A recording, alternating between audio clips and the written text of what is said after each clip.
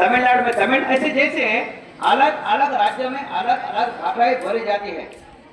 तो हम सब तो भारतीय है, तो हमारे लिए एक भाषा की आवश्यकता है। इसलिए 1949 को 14 सितंबर तारीख को हमारे संविधान हमारे हिंदी को राजभाषा की इस ऐसे देकर गौरवान्वित किया है, पद दिया है। राजभाषा क्या है? हमारे इंडिया की भाषा क्या है? हिंदी है। इसलिए 3 भाषाओं की हम सीखना जरूरत होते हैं। हमारे तेलंगाना में देखो, आंध्रा में देखो, Telugu first language, second language जरूर हिंदी पढ़ना है, और तीसरा होते हैं इंग्लिश। महाराष्ट्र में गए तो मराठी, हिंदी, इंग्लिश। तमिलनाडु में गए तो तमिल, हिंदी, इंग्लिश। तो हिंदी इंग्लिश जरूर होते हैं। त्रिभाषा सूत्र के अनुसार हमारे भारत में हम सब जरूर से जरूर हिंदी सीखना होते हैं।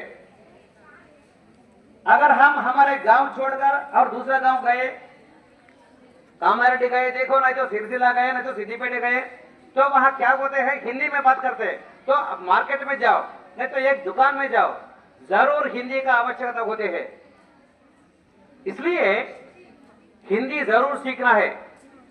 अगर हम हमारे तेलंगाना छोड़कर हमारे महाराष्ट्र गए, नहीं तो कर्नाटक गए, तो हमको मराठी नहीं आते और कन्नड़ नहीं आते। तो इसे हमारी जो हिंदी हमको मदद देते हैं।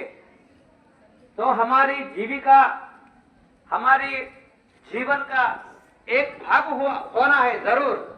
जरूर हिंदी सीखना है। अगर हिंदी सीखे तो हम कहां भी हमारे भारत में कहां जी सकते, हमारे जीवन पा सकते, कहां भी हम हमारे रोजगार के लिए हम जा सकते, हम कम काम कर सकते।